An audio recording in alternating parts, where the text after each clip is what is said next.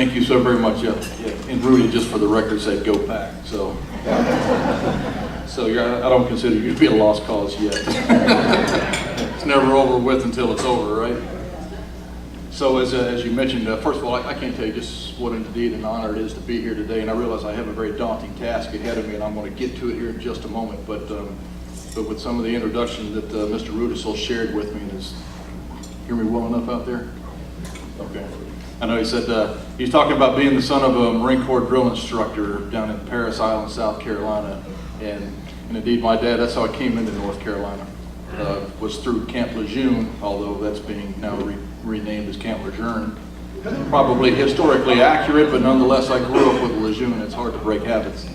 But I come into that, so I tell everybody, I said, now I'm on my second military career. I said, one is the son of a career Marine, and the other in the Army National Guard. And I said, I can tell you that this one is a heck of a lot easier than that first one ever was. And I can tell you all kinds of stories from trying to convince my dad that, hey, there's actually this thing called girls out there, and they really appreciate if I had some hair on my head. So I used to get it buzzed just because he had a few moments to give me a buzz cut. So it was good stuff. But indeed, the daunting task that I have before me, and I realize I've been told that we're going to save some time for questioning, so I may talk quick, or I may end up skipping over an awful lot. But how to perhaps over these next few moments that we have together is to congeal and be able to concisely articulate a heritage of a military organization that goes back 377 years. How I could convey upon you perhaps the essence of what I consider North Carolina's 12,000 best citizens that we have that comprise our North Carolina National Guard. You know, see, it's the same ones, every single one of them has done one of two things since those attacks on our homeland back on September 11, 2001. They either joined because they felt this calling to avenge those attacks, to do whatever they could to prevent them from occurring ever again, or to be part of that solution, or they've reaffirmed their oath by staying in, if they were in at the time of those attacks, or in the case of a lot of our officers that serve on a day-to-day basis, just by the mere fact that they show up for work every day renews that commitment once again. These are the same people that I'll remind you that as we're all sitting here looking at vacation times, you know, over the summer, what we're going to do with our families, perhaps over a nice weekend or a long couple of weeks, same ones that trade that in order to go to their annual training. And I'll commit to you that they are not in the most acclimate or most climate-controlled, comfortable places around our country as they go spend their 2 weeks, so they can work very hard on their proficiencies, so that they're indeed ready to answer that call whenever that call should arise. So I'm going to start out real quick. I'm going to lean into this so we can get through some parts I want to really press upon you. One of the unique things, and you can see this founded in the Constitution, the National Guard has been 377 years. Even back, it predates the founding of our republic, when the militia was really formed together to be that community, that security for the communities across our land. And then, of course, became a huge component of our continental armies that won us our independence, etc. But throughout all of our nation's history, being mentioned in the Constitution, or having the constitutional foundation of militia that has now evolved into where that heritage and lineage has been associated with the National Guard, is something that we endure, or that we celebrate today. And as a result of that constitutional underpinning and a lot of things, and if you go back just for a moment, think about, you know, what our framers of our Constitution and the founding fathers of our nation had in mind when they were worried about having a large standing military presence, particularly one that's at the beck and call of an executive power. Their concern of tyranny and all those things that they had just fought the War of Independence over. You know, how do we maintain that national security edge, but at the same time take that power and distribute it amongst the states so that we can have a balance of power between the states and the federal government. So therein lies, again, that constitutional underpinning, which brings us to where the National Guard is today. The only military service, to my knowledge, around the world that has two distinct missions. Okay, we are primary combat reserve for our parent organizations, the United States Army and the United States Air Force. And at the same time, we are the primary military that's at the beck and call of our governors. And I'll show you on this very next slide. But so you see our mission statement: provide the ready forces, and we've done so in the last 12 plus years. Over 21,000 North Carolina National Guardsmen have deployed since 9/11, 2001. pretty significant, and as Rudy said, 11,500 members of our formation. That tells you that some have gone more than once, and oftentimes there have been more that have gone 3 or 4 when you take into account that we have some very new members that have yet had that opportunity to deploy.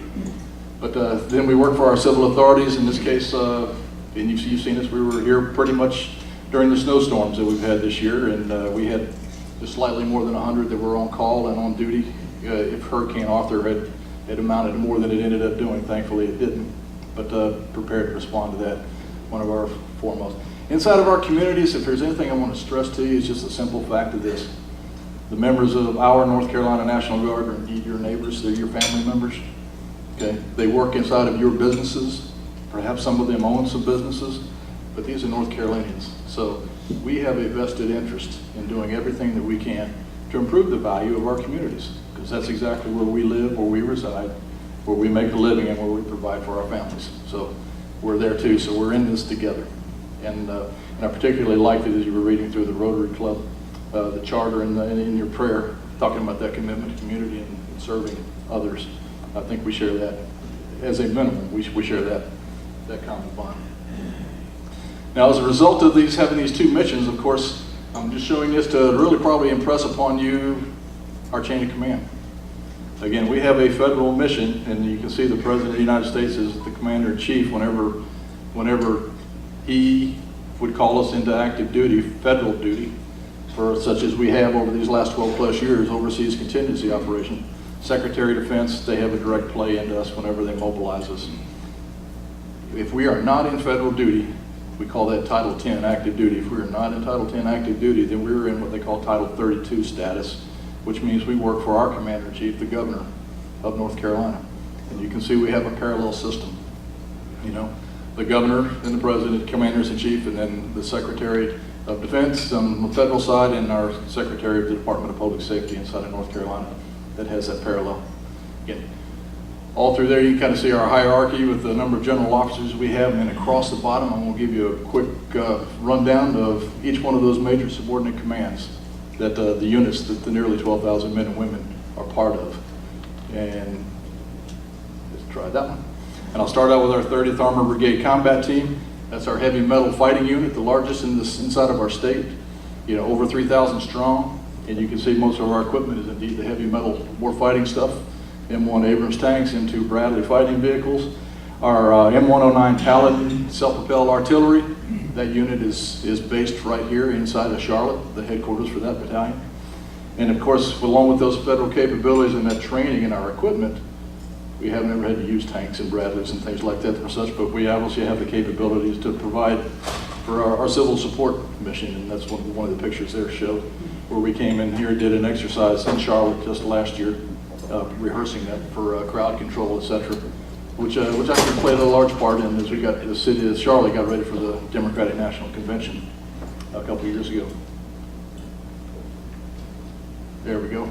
Our 449th Aviation Brigade, we have Apache attack helicopters. They're based inside of right next to the RDU Airport in Raleigh. And then we have our Black Hawk utility lift battalion, unit located in Salisbury, not too terribly far from here, constantly transiting the state. Again, a combat platform, combat mission. The picture on your right shows our Helo Aquatic Rescue Team. And this is probably a microcosm of our federal capability, and also matching it up with emergency response capabilities. A lot of volunteer firemen or other emergency medical rescue personnel will team up with our crews and form this HEART team. And with over 60 some odd rescues since the formation of this unit, primarily what you'll see in the news, and in fact I think Charlotte covered it pretty extensively just last year, pulling a hiker that was injured on the ledge inside of Linville Gorge. So taking that helicopter and hovering it, and lowering the rescue technicians up and then hoisting them to safety and taking them to further treatment. Our 130th Maneuver Enhancement Brigade, primarily our engineers that allow for mobility, and our military police. A couple of battalions right here close by in the Charlotte vicinity. I've brought in one of your neighbors I want to introduce real fast. If Bo would stand up, and I know that he was there. He's the full-time supervisor at that headquarters, and that headquarters is located right at the end of the runway over Charlotte Douglas. Can't remember the name of the road, but I just know how to get there. West Boulevard? Okay, right off of West Boulevard. So just know your neighbor, come by and see him anytime that he can be of assistance to you. And this unit has done just tremendous work through overseas contingency operations. Primarily, if you think about doing route clearance through places like the mountain passes of Afghanistan, trying to clear roads of IEDs, et cetera, so that other units and other people can get through without getting killed. And then, of course, they provide an awful lot of our force packages with their the way we task organize our units so they can do their domestic or civil support mission. We use the military police pretty heavily in that role. So they do a lot of training there as well. Okay, and backing up and trying to get it to stick. Our sustainment brigade, most of our logisticians, all of our sustainers, our maintainers, if you will, headquartered in Greensboro, North Carolina, again with units spread throughout the state. Primarily our haulers. One thing that I'd like to point out is that one of our heavy truck companies was on the last mission coming out of Iraq. So as they pulled out across the gate across the berm and entered into Kuwait, they flipped the light switch out and said close for business and moved on. So those folks were there. At the same time they were there, some of them got sent to Afghanistan to set conditions for what would be a very challenging, deployment and extraction from forces from Afghanistan. But again, quite a unique thing. We leverage them very much on our civil support mission when it comes to providing supplies. So you think about food and water and fuel and other types of things that we need to get out onto the streets and distributed in the aftermath of an emergency. That's what they do. Our 139th, our academy, our military training institution, regional training institution over there at Fort Bragg. I've got the commandant right there. Randy, if you would stand up for just a moment. Randy is the commandant. He is,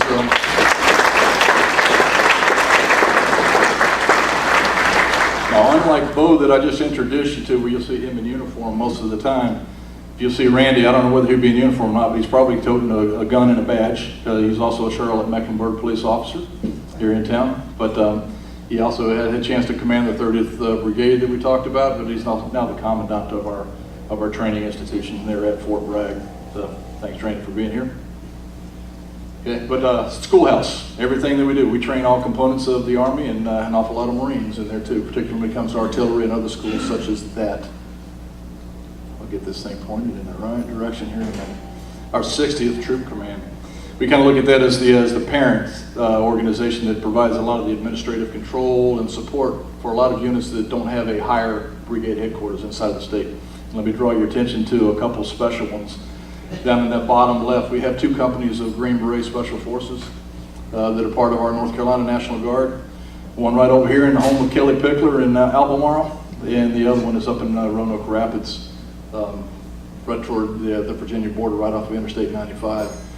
They both have their specified areas that they concentrate and focus on, but in every case, you're just a very competent, highly trained, highly qualified group of Green Berets that we're proud to have inside of North Carolina.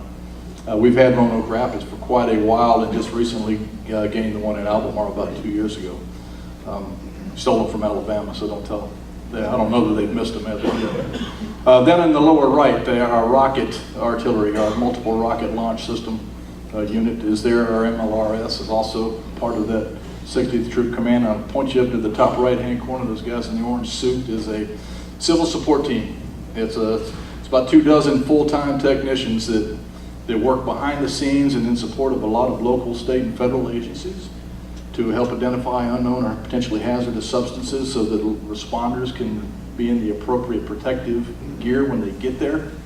And probably equally as important, I mean, they have got some very elaborate high-tech stuff inside of their trucks. When they show up, they can not only grab the evidence or grab the sample and then figure out what it is in a matter of relatively short amount of time. Communications gear that's capable of communicating around the world, but probably even more so, they're really stressed in the evidence collection so that they have to go into something that was put there nefariously.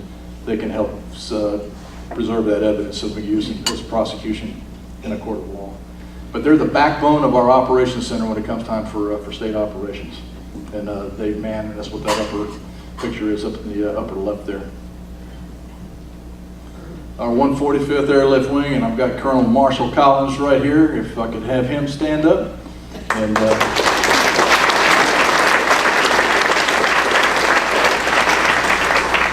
Marshall has a distinction. Has it been a whole 2 months yet, Marshall? Or coming up on 2 months, so he assumed command of that wing. He's been there for much longer. Again, another one of your neighbors right here at the Charlotte Douglas Airport. If you're ever in the terminal and you look across the tarmac, you probably see that big Air National Guard hangar with the C-130s that are parked right there. That's where Marshall comes from, and he just took command of that 1,500 person airlift wing over there, and just a couple weeks ago actually sent some of his 156 airlift squadron, a couple planes and almost 100 people out the door, and they're now serving overseas in the Central Command area, Middle East, right now as we speak. So not only do they provide the tactical airlift for our United States Air Force, but some of their civil support missions, and of course they have capabilities that I'll just be scratching the surface of if I got into them. But probably I'd like to highlight that upper picture. Modular airborne firefighting system. They train on that routinely. They're one of only 4 units, in the entire country that has it. It's a partnership with the Forestry Service, National Incident Fire Command. I can't remember, NIFC is what they call it. But they own the equipment that goes into the back of these airplanes. And they slide it in there, and then this crew will actually go through some training. So anybody who's familiarized with any type of flying, realize that they're flying just barely faster than stall speed. They're flying at about 400 feet above the ground. They're at max load capacity.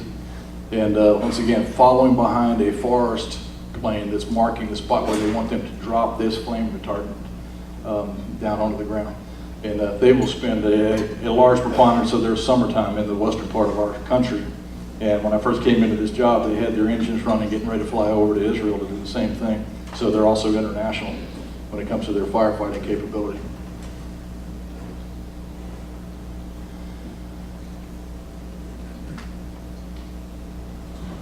I've rehearsed this, can't you tell?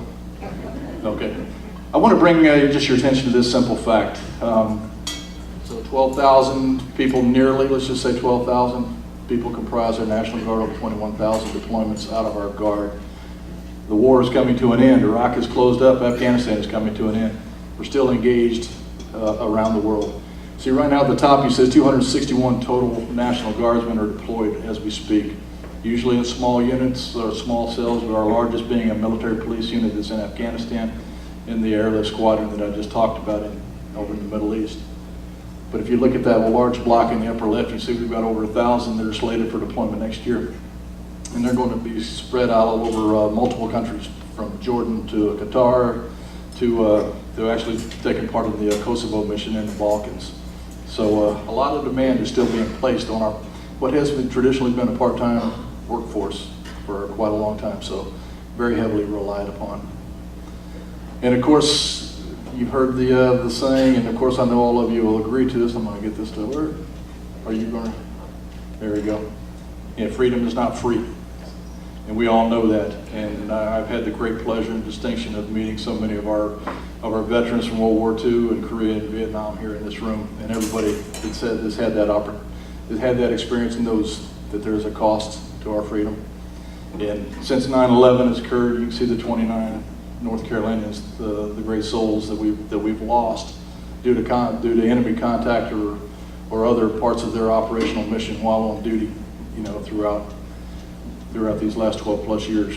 And we honor them routinely, but at the same time we're also reminded constantly that it's their tables that now have that vacant seat, and it's those families that still have that void, and they will endure that for the rest of their time on earth as well. Okay.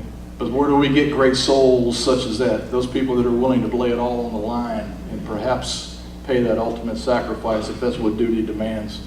And the simple fact is, all over North Carolina. Every single one of those dots up there shows the home of residence of one of our North Carolina National Guardsmen. And as you can see, all 100 counties are represented in our North Carolina National Guard. You can also see that there's a great concentration in that big blue blob, if you will, down in the lower left, and that's indeed the Charlotte area. Again, a lot of our Air Guard members live here, and a lot of other members of the National Guard. In fact, you can kind of connect, if you look at where the biggest concentrations are, there's kind of an arc that goes to the center of our state that I'd like to highlight. And it basically follows the Interstate 85 up to the Interstate 40, and then a crossover into Interstate 95. So As we look at the demographic shift that has occurred in North Carolina since the late 50s, you'll see that most of our population is moving along those interstate corridors. You know, jobs are coming there. It kind of makes sense. School systems, et cetera, are good. So we're seeing that shift is going on. We've projected that in the next 20 years, as we go forward, 80% of our North Carolina National Guard is going to come from within the 30-mile left or right limit of that interstate artery that I just described to you. And therein lies the challenge that we have. So that's right, I've got controls. So let me bring this to light. Right now we have over 93 different facilities in the Army National Guard. Again, every single one of them placed there inside of North Carolina prior to the interstate system ever transiting the old North State. So therefore we're in rural North Carolina. We're in places we don't necessarily need to be because the population that used to be the members of that unit don't reside there anymore. Most of our units are manned by people that may live 60 miles away or even more. Not unheard of. So we need to look at that as we go forward, and that's quite a daunting task, particularly in these days of fiscal challenges and budgets. You know, how do we come up with the monies that we need in order to build the infrastructure that will get us through the next century, get us postured for success, you know, for the next century going forward. And I can tell you, we've got our concept in place, and we're having a lot of headway right now, working with North Carolina government, and particularly has some of them kind of lined up with the North Carolina prosperity zones that's being discussed and kind of going through an evolutionary process right now. We're kind of lining up very nicely with that. You know, part of the North Carolina government's, you know, desire to get services out to the people. So while we want to do that, and we want to take advantage of locating our future facilities where the population is, we also want to honor our grassroots commitment of staying in contact with rural America. I'm going to have to wrap this up, aren't I? So we can get to questions. Yeah, he's telling me. Yeah, thank you. Why don't you just yank on my leg when we're done? But I'll say this, you know, particularly with the last round of BRAC, when the military installations became fewer, and therefore that separation between the military and the citizens really became a challenge. We realized that we're really kind of the last chance to maintain connection between our citizens and its military. So we need to honor that, and we need to safeguard it going into the future. Okay, so I'm going to bring this up as a challenge, and so I'm going to tell you just real briefly of a story about a brand new officer that showed up over in Iraq one time, and 6 months prior to that date had been a college student at a university here in North Carolina. Went out on a mission to capture a bad guy, and capturing the bad guy, did it extremely proficiently and professionally, but in the process of doing so, noticed that there was an innocent little girl there that had some very disfiguring abnormalities. Okay. That unit, once they looked at this little girl, realized that perhaps there's something we can do. Reached back through communities, back here inside of North Carolina and other places around the state, made connections through churches and schools, came up and raised the money that yes, this condition that this little girl was having was something that's a routine measure here that we can treat in the United States, but something that far exceeded the Iraqi medical system's capability of taking care of. She came back here, she got treated, she went back. The leader of that tribe in Iraq saw that one, American soldiers were absolutely committed and executed their mission flawlessly. And at the same time, so they saw an awful lot of strength and a lot of courage and a lot of determination. But at the same time, when they witnessed how this unit had taken care of this little girl, also realized the compassion that are so much part of American culture, part of each and every one of us. That this individual now, when he became a member of the Iraqi parliament, was very instrumental in, this is kind of tough, but anyway, instrumental in the fact that they set up the bilateral security agreement that allows and conditions for us to potentially be a long-term strategic partner in the region. Now, why was I saying this too tough? Because, of course, I'm watching the news recently and I'm wondering where's this all going to end. We don't know, so potentially squandered. But nonetheless, I just want to impress upon you this individual doing the right thing that 6 months out of college has strategic impacts inside of a country, only because they did what was right. They knew the mission, but they far exceeded that. They understood some of the implied tasks associated with it. These are the type of people that I think would offer a tremendous value to any organization that would be out there. And it's absolutely our top commitment inside of the North Carolina National Guard, as Rudy Rudisill just talked about. 85% of our people are part-time. part-time check doesn't pay the bills and doesn't provide for a family. So if I'm going to keep them in uniform, if we're going to keep them in formation to prosecute state response plans, or whether they're going to go abroad and take care of our national security issues, they need to have some long-term stable employment. I invite you to look at that number, and if you have room or desires of hiring somebody, at least just be a partner with our Education and Employment Center. People that are well-trained in some direct placement models that'll save you a lot of headache as far as matching qualified people with the jobs that you may be interested in hiring for. So I leave that with you, okay? And so I think I've got 4 whole minutes according to my watch. And I'm going to wrap it up here. I've got plenty more I can talk about, but I'd be happy to take any questions that we can. Question.